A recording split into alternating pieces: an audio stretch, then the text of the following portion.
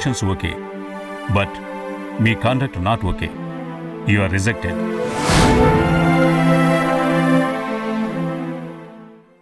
Daddy ఎప్పుడు వచ్చా daddy? ఇప్పుడేనమ్మా. ఏది నా క్వీన్ బార్బీ బొమ్మ ఎక్కడా?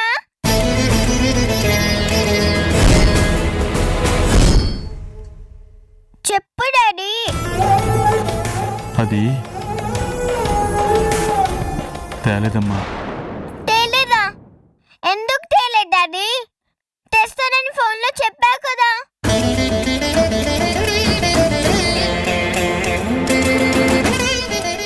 చెప్పు డాడీ.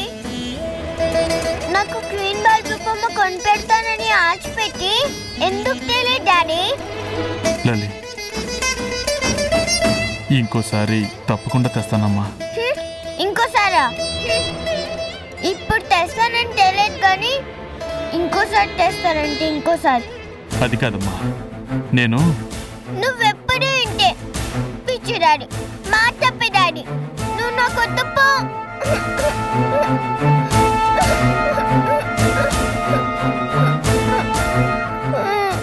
చూసావా నాన్నమ్మ నీ సుపుత్రుడు ఏం చేశారో? క్వీన్ బార్బీ బొమ్మ తెస్తానని ఆశ పెట్టి ఒట్టి చేతులతో వచ్చాడు. ఈ లల్లి మనసుని హత్య చేశాడు. లల్లి, ఇలా రా అమ్మా. నువ్వైనా చెప్పు తాతయ్య, తెస్తానని ఆశ పెట్టి తేయకపోతే నాకు ఏర్పు రాడా? లల్లి, మీ డాడీకి ఉద్యోగం వస్తే నీకు బొమ్మ కొని తెస్తా అన్నాడు. కానీ మీ డాడీకి ఉద్యోగం వచ్చిందిగా. రాలేదమ్మా, వచ్చినట్లే వచ్చి చేజారిపోయింది. అందుకే మీ డాడీ నీకు. నానమ్మ నిజంగానా? అవునమ్మా, వాడు నీకు ఈ సంగతి చెప్పలేకే బాధపడుతూ ఉంటే నువ్వేమో చెప్పింది వినిపించుకోకుండా. సారీ నానమ్మ, I'm very very sorry. Sorry నాకు కాదమ్మా, మీ డాడీకి చెప్పు. అలాగే చెప్తాను.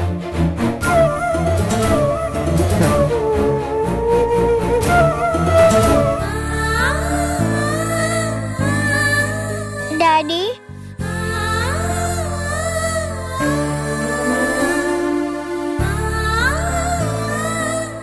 Sorry daddy, I'm very very sorry daddy. అయినా నాకు ఎగ్జామ్స్ వస్తున్నాయి కదా, బొమ్మలతో ఆడుకునేంత టైం ఇక్కడ ఉంది. అందుకే నువ్వు తేకపోవడమే మంచిదయింది. డాడీ, ఇంకెప్పుడు నిన్నేమీ అడగను. మొండి పిల్లలాగా నిన్ను బాధ పెట్టాను, సరేనా? లలి, లలి,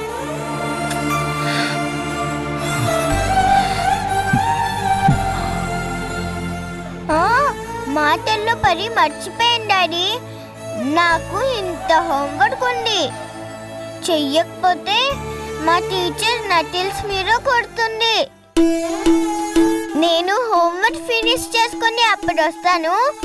అప్పుడు నువ్వు నేను కలిసి చక్క పోలన్నీ కథలు చెప్పుకున్నామే, సరేనా?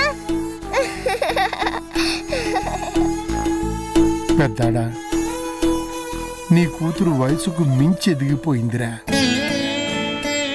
చిన్నపిల్లైనా ఎంత త్వరగా పరిస్థితిని అర్థం చేసుకుందో చూసావా? ఖర్చు లేకుండా కథలు చెప్పుకుందాం అంటుంది. అలాంటి బిడ్డకు తండ్రివి కావడం నిజంగా నీ అదృష్టం రా. అదృష్టం. ఈ దరిద్రుడికి కూతురిగా పుట్టడం దాని దురదృష్టం అమ్మా. నోరు తెరిచి నాకు బొమ్మ కావాలని బిడ్డ అడిగినా కూడా కనీసం ఆ చిన్న కోరికను కూడా తీర్చలేని అసమర్థుణ్ణి, అప్రయోజకుణ్ణి. పెద్దాడా, ఎందుకు ఆధైర్యపడతావు? రోజులన్నీ ఎప్పుడూ ఒకేలా ఉండవు. ఏమో, నీకు మంచి రోజులు వస్తాయేమో. రావు నాన్నగారు, రానే రావు. అర్చన లాంటి దేవతకి ద్రోహం చేసిన నాలాంటి వాడి జీవితంలో మంచి రోజులనేవి రానే రావు. లల్లికి తల్లి ప్రేమను దూరం చేశాను. ఈ ఇంటి మహాలక్ష్మిని కడప దాటి వెళ్ళిపోయేలా చేశాను. అందుకే ఇంత దీనంగా కన్నబిడ్డ కళ్ళల్లో కూడా సూటిగా చూసే ధైర్యం లేని పిరికి వాళ్ళ నిస్సహాయంగా ఉండిపోయాను. పెద్దాడా ఊరుకోరా, ఏం మాటలవి? లల్లి వింటే బాధపడుతుంది. లేదమ్మా, తన కన్నీళ్లను దాచుకుని నన్ను ఓదార్చేంత పెద్దదైపోయిందమ్మా లల్లి. కానీ నేను దాని ముందు తలెత్తుకోలేక మరుగుజ్జులాగా రోజు రోజుకి దిగజారిపోతున్నానమ్మా. తప్పదమ్మా, నేను చేసిన పాపానికి ఫలితాన్ని అనుభవించక తప్పదు. తప్పదమ్మా, తప్పదు.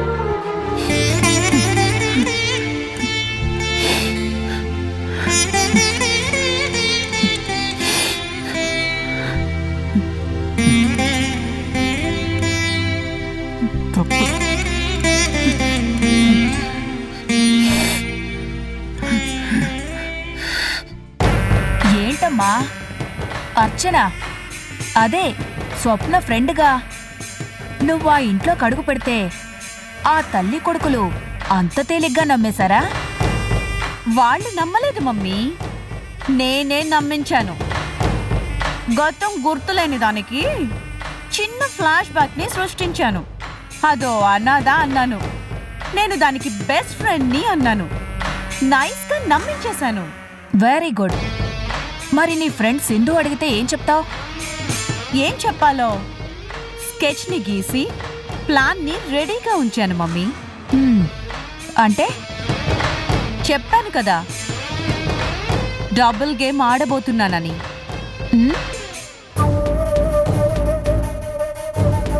మాట ఇచ్చినట్టుగానే సింధుకి దాని బావతోనే పెళ్లి జరిపిస్తాను అంటాను. ఆఖరి క్షణం దాకా దాన్ని నమ్మిస్తూనే అర్చనని కళ్యాణ్కిచ్చి పెళ్లి మీద పెళ్లి జరిపిస్తాను. ఒకవేళ సింధు అనుమానిస్తే? నో మమ్మీ, దానికంత సీన్ లేదు. అది బావంటే పడి చేస్తుంది. ఆ బావతోనే పెళ్లి జరిపిస్తాను అంటే నేనేం చెప్పినా గంగిరెద్దులా తలూపుతుంది. అది సరే, మరి అర్చన కళ్యాణ్ని చేసుకోవడానికి ఒప్పుకోవాలి కదా? పిచ్చి మమ్మీ, నేను నీ ఫ్రెండ్ని అంటే నమ్మింది. ఆపదలోంచి రక్షించినట్టు నాటకం ఆడితే కూడా నమ్మింది. నేనేం చేసినా నీ మంచి కోసమే చేస్తాను అని తీయగా చెప్తే నమ్మదా? నమ్ముతుంది. కాదు, నమ్మిస్తాను.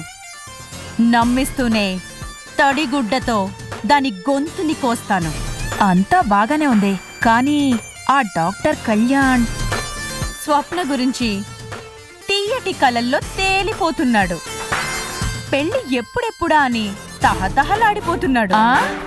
అలాంటి మగాడిని హ్యాండిల్ చేయడం చాలా ఈజీ. ఏమో అనుకున్నానే, బాగా ముదిరిపోయావు. మరి గాలి లేక నిప్పు నిప్పు కాదు, జాలి లేని గుండె గుండె కాదు అన్నారు. జాలి, డాక్టర్ కళ్యాణ్ మీద జాలితోనే ఇంత కష్టపడుతున్నాను మమ్మీ.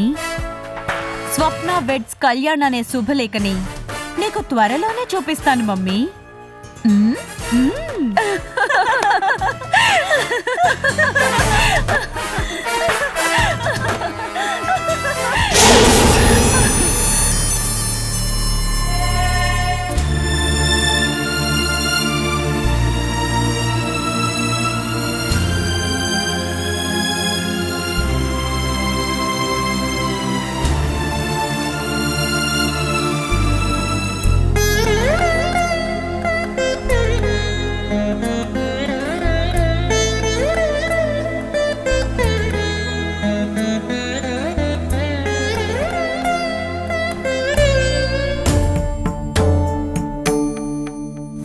ఇలాంటి ఎక్స్ప్రెషన్స్ ఇచ్చే కదా మా బావని గుట్టలో వేసుకున్నావు.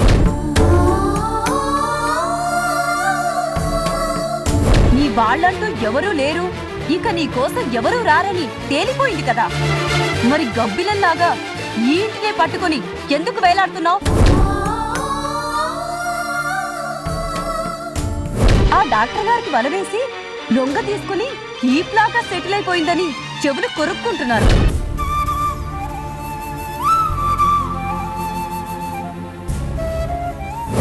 నేను మీ పక్కలోకి రావాలి అంటే మీ సింధు వాళ్లతో శాశ్వతంగా తెగదెంపులు చేసుకోండి అని కండిషన్ పెడతావా?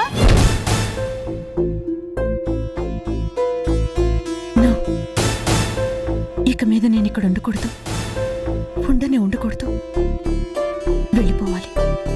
ఎక్కడికైనా సరే వెంటనే వెళ్ళి తీరాలి.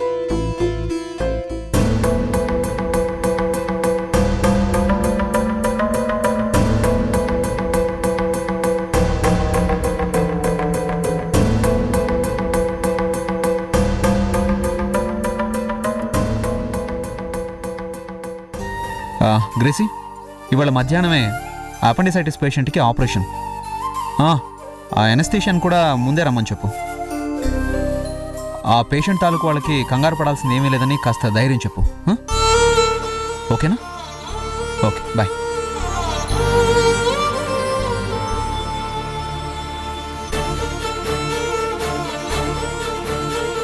ఓకే, ఇప్పుడే బయలుదేరుతున్నాను.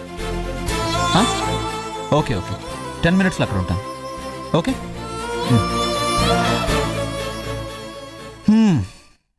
స్వప్న, ఇప్పుడు చెప్పు, ఏంటి ఇందాకటి నుంచి ఏదో చెప్పాలని తెగ టెన్షన్ పడుతున్నావు? టెన్షనా? అదేం లేదు. లేకపోతే మరేంటి?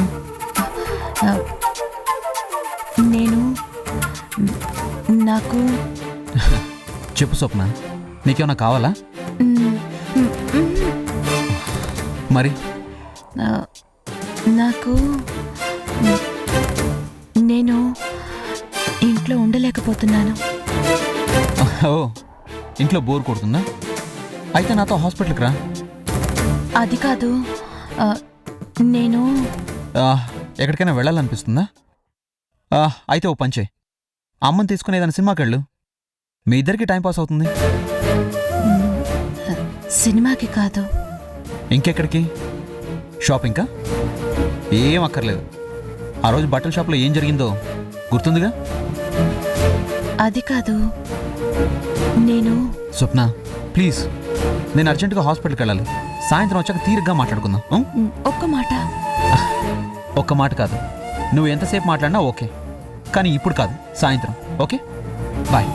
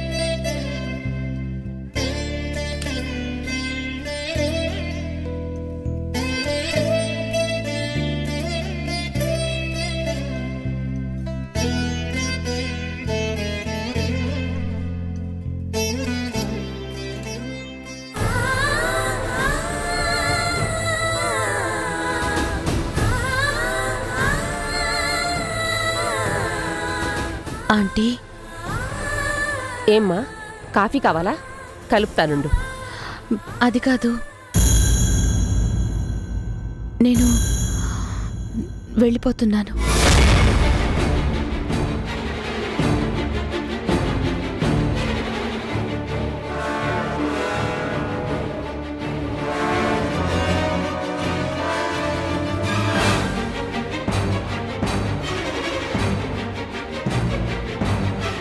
వెళ్ళిపోతున్నావా?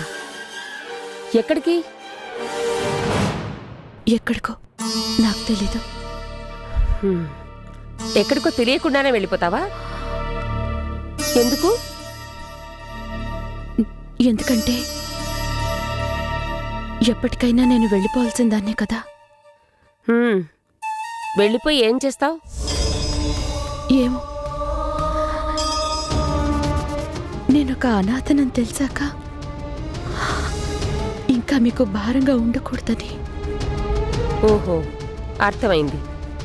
అలాగే వెళ్ళిపో. బిల్లు కట్టేసి. ఏంటి అలా చూస్తున్నావు? నువ్వెవరో మేమెవరో అంతే కదా. ఇన్నాళ్ళు నీ అవసరం కొద్దీ ఇక్కడున్నావు. ఇప్పుడు నీ ఆరోగ్యం కుదుటపడింది కాబట్టి, నీకు మాతో అవసరం తీరిపోయింది కాబట్టి నీ దారిని నువ్వు వెళ్ళిపోతానంటున్నావు. హ్యాపీగా వెళ్ళిపో. కానీ ఇన్నాళ్ళు మా ఇంట్లో ఉన్నందుకు, మాతో కలిసి తిన్నందుకు, హాస్పిటల్ ఖర్చుతో కలిపి మొత్తం బిల్లు 1 లక్ష దాకా ఉంటుంది. కట్టేసి వెళ్ళిపోమ్మా. ఆంటీ, ఏమ్మా, డబ్బులు లేవా? మరి బాకీ చెల్లించకుండా ఎలా వెళ్దామనుకున్నావు? నువ్వెవరో అనాథవి, మేమెవరో పరాయి వాళ్ళం. నీకు మాకు సంబంధమేముందని? ఇప్పుడు డిశ్చార్జ్ అయిపోవాలంటే మొత్తం బిల్లు సెటిల్ చేయాలి కదా. ఆంటీ,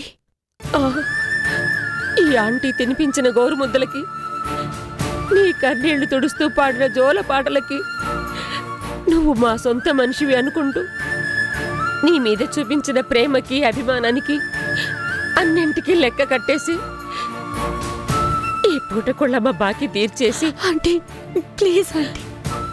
ఏంటి ప్లీజ్? వెళ్ళిపోతుందట, వెళ్ళిపోతుంది. నువ్వు వెళ్ళిపోతే మేమేమైపోవాలి? రావడం పోవడం అంతా నీ ఇష్టమేనా? ఆంటీ, నేను చెప్పేది వినండి. ఏంటమ్మా నువ్వు చెప్పేది? నువ్వు తెంచుకొని వెళ్ళిపోవాలనుకున్నా నిన్ను దూరం చేసుకోవటానికి నేను సిద్ధంగా లేను. ఆంటీ, ఆవేశపడకండి. దయచేసి నేను చెప్పేది శాంతంగా వినండి. మీ ప్రేమకి, అభిమానానికి వెలకట్టే అంత గొప్పదాన్నేం కాదు. మీరు చూపించిన మమతని, మమకారాన్ని మర్చిపోయేంతటి దుర్మార్గురాల్ని కాదు. మీరే లేకపోతే ఇవాళ నేను లేను. మరి ఎందుకు ఎందుకు వెళ్ళిపోవాలనుకుంటున్నావు? చెప్పు స్వప్న. దయచేసి ఆ ఒక్క మాట మాత్రం అడగండి. అంటే నిన్నెవరైనా ఏమైనా అన్నారా? అనకూడదని, నా వల్ల మీకు కష్టం నష్టం రాకూడదని వెళ్ళిపోవాలని నిర్ణయించుకున్నాను. స్వప్న కాదు, రూప. ఈ రూప ఓ అనాథ.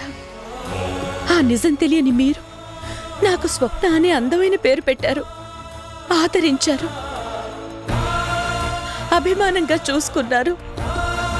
కానీ ఎంత అందమైందైనా ఏదో ఒకనాటికి కల కరిగిపోవాల్సిందే. ఈ నిజం తెలిసాక ఆ కల కరిగిపోక తప్పదు. అందుకే వెళ్ళిపోవాలనుకుంటున్నాను.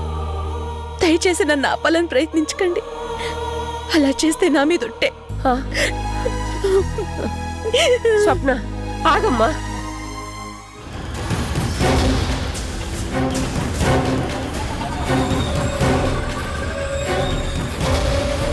ఆంటీ, ఏమైంది? రూప ఎక్కడికి వెళ్తోంది? సౌందర్య, సమయానికి వచ్చావు. స్వప్న వెళ్ళిపోతానంటోంది. ఎంత చెప్పినా వినడం లేదు. నువ్వైనా ఆపమ్మా. ఆంటీ చెప్పేది నిజమేనా? నిజమే. ఏంటే నిజం? అంతా నీ ఇష్టమేనా? లోపలికి పద. సౌందర్య ప్లీజ్. ఏంటి ప్లీజ్? నోరు మూసుకొని లోపలికి నడు. పద. సౌందర్య, నేను చెప్పేది విను ప్లీజ్. ఇంకేం మాట్లాడుకో, పద. సౌందర్య,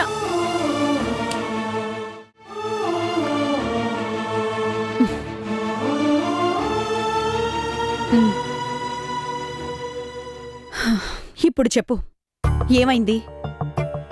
ఎందుకింత సడన్ గా ఇలాంటి నిర్ణయం తీసుకున్నావు?